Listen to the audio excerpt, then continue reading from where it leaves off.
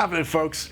We got a lot of stuff to get through today, and I'm going to get through it as quickly as I possibly can. As per usual with these most anticipated movie videos, I've got some information about some of the movies and less information about others. Also, some of these movies are from Warner Brothers and Universal, and they don't like to play fair when it comes to using their precious trailer footage, so you'll forgive me if I throw in the occasional still image. So now, let's dive straight into what's hopefully going to scare the shit out of us in 2025.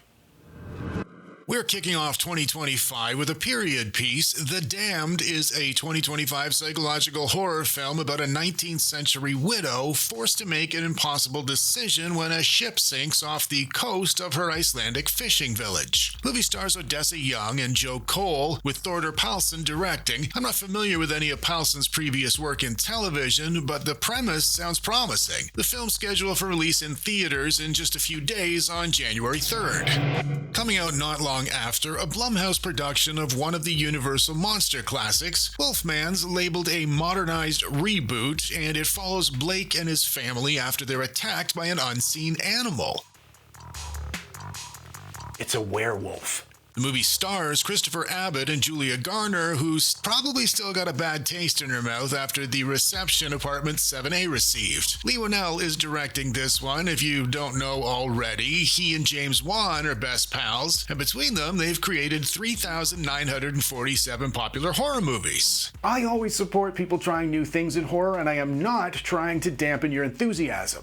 But this is Leigh Whannell's modernized vision of the Wolfman, and it's coming to theaters January 17th. There is a new trend in horror, and Steamboat's the next one to get in line. Stephen Lemortz directs a film about a late-night boat ride in New York City that becomes a struggle for survival when a seemingly harmless mouse transforms into a dangerous monster. Steamboat Willie, aka the original iteration of Mickey Mouse, turned public domain on January 1st, 2024. So, Stephen Lemortz making money off of it with this movie. While this one's not on my radar, I am confident the mouse monster will be well realized, as it's being brought to life by none other than David Howard Thornton, who's turned Art the Clown into one of horror's biggest villains in a very short period of time. Steamboat's due to hit some theaters on January 24th. As an old, jaded horror fan, you don't hear me say this often, but I am very excited about this next one. Grafted follows a brilliant Chinese student named Wei who wins a prestigious scholarship to a university in New Zealand. With brilliance often comes social awkwardness, and to get around hers, Wei buries herself in her father's research, and then things take a dark turn. This happens to be the feature-length directorial debut of Sasha Rainbow, who's done several short films prior to this. The premise and the trailer for this one hooked me right away. But I've got to admit, my old jaded horror fan's ears did perk up a bit when I heard the term directorial debut. Obviously, debuts can be terrible, but they can also give us a glimpse into a filmmaker who hasn't yet been tainted by Hollywood. Grafted is due to hit Shudder on January 24th.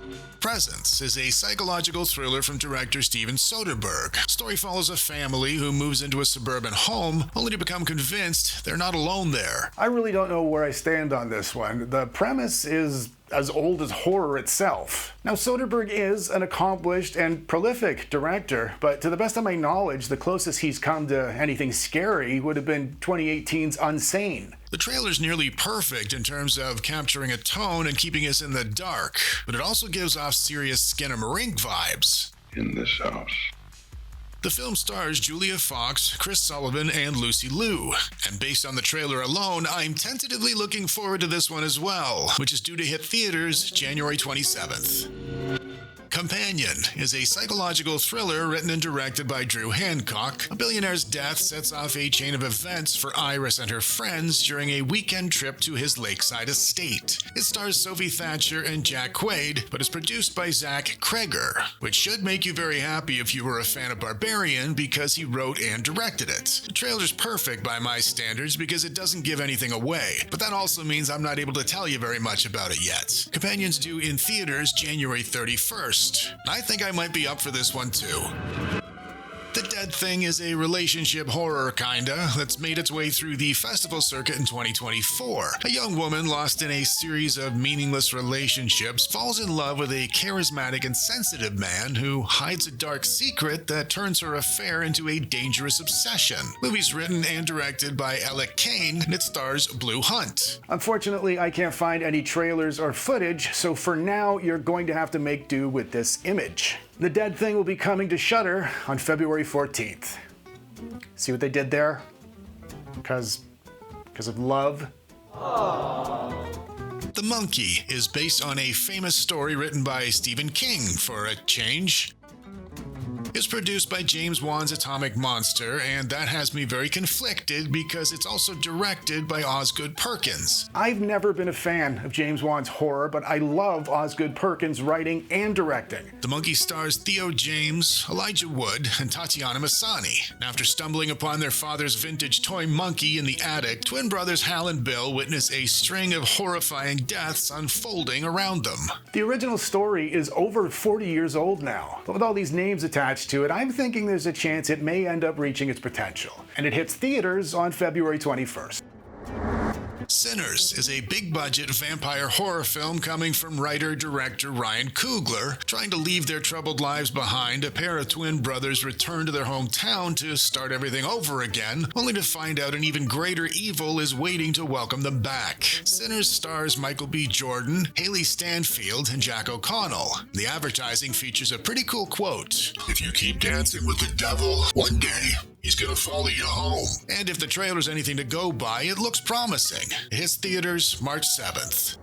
The Rule of Jenny Penn premiered at Fantastic Fest in 2024. We get to see it in 2025, and I can't wait. Written and directed by James Ashcroft, The Rule of Jenny Penn stars Jeffrey Rush and John Lithgow. Confined to a secluded rest home and trapped within his stroke-ridden body, a former judge must stop an elderly psychotic who uses a child's puppet to abuse the home's residents. This movie won Best Director and Best Actor at Fantastic Fest, and Stephen King called it the best movie he'd seen last year. Now, I'll admit, festival awards and Stephen King's thoughts on, well, anything, stopped mattering to me a long time ago. But I'll drive long distances in bad weather to see Jeffrey Rush and John Lithgow squaring off against each other, especially with a premise as intriguing as this one.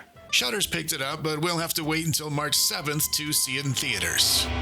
Drop is a horror thriller from director Christopher Landon, who also brought us Scout's Guide to the Apocalypse and both Happy Death Day movies. Megan Fahey stars as Violet, a widowed mother. She goes to meet Henry, her charming and handsome date, but her pleasant evening turns terrifying when her phone starts flooding with messages from a hooded stranger. Now, I couldn't find a trailer for this movie, but I did find a website with a lot of information on it, all under the heading, "Everyone's a Suspect." If you would like to look further into this yourself, here is the website. It's another Blumhouse production, and it hits theaters on April 11th.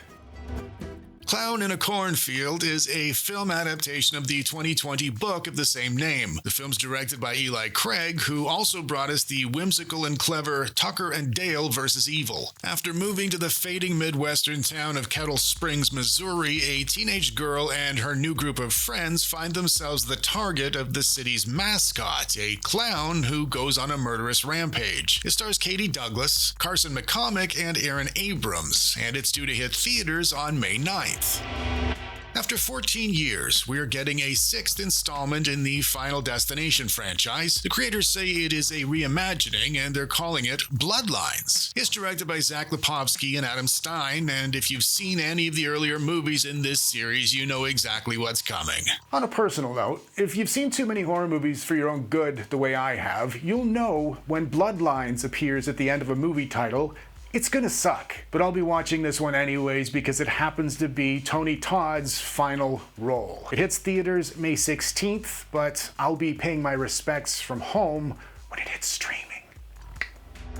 Fans of 28 Days Later have been joking about the idea of 28 years later for a really long time, but they've actually done it. The good news is it's written by Alex Garland and directed by Danny Boyle, whom of course brought us 28 Days Later and 28 Weeks Later. If you've not seen this new edition's trailer yet, I would recommend checking it out. It's got Boyle and Garland written all over it. The cast is stacked with names like Jodie Comer, Jack O'Connell, and Ralph Fiennes. The bad news, for me anyways. As a longtime fan of these movies, the addition of Aaron Taylor Johnson has me a little bit concerned. I thought he was perfect in Kick-Ass, but I also think he's carried that same exaggerated acting into everything he's done since then. And also, if you watch the trailer closely, there's some CGI in there. And if you're familiar with both 28 Days and 28 Weeks Later, you'll know that is not a part of the agreement. It's in theaters June 20th, and you bet your bum I'll be there.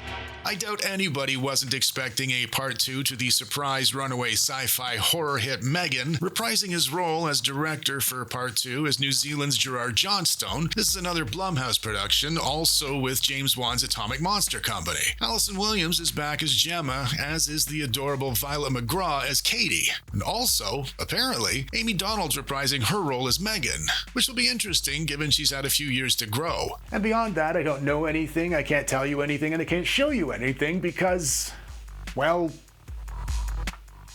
Megan 2.0 will be hitting theaters on June 27th, and I'm pretty sure I can tell you that. Probably.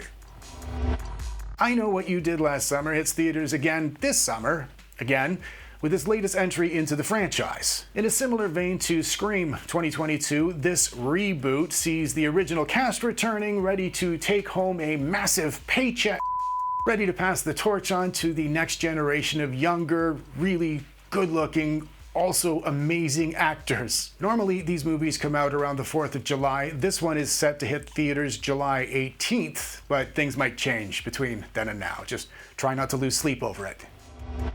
Just when you thought they wrapped the Insidious series with the Red Door because they told us that, surprise! We're getting a 6th installment. As of yet, as far as I can tell, there's no title. What I do know is Sony Pictures decided to make another one because the Red Door made them a lot of profit. If you've seen The Red Door, you might be one of the people who thought it was awful. And if you put all this information together, it does not take a genius to figure out Sony Pictures is just trying to make some more money from the Insidious name. It is tentatively scheduled for release August 29th, and if you don't want to give Sony your money, I'll make sure to post my copy of the movie on my Gmail for you. The Conjuring series is finally coming to an end with Last Rites, but as we've just seen with Insidious coming to an end, well, Vera Farmiga and Patrick Wilson return as Ed and Lorraine Warren. Director Michael Chavez is also coming back to direct. He's directed The Devil Made Me Do It Conjuring and also The Nun 2. I have no information on a plot yet, but it's not really going to matter. If you've followed this series and you know about the Warren cases, there's only a couple of them left. Last Rites is meant to hit theaters September 5th, and I'll probably have a copy available for you along with my Insidious 6.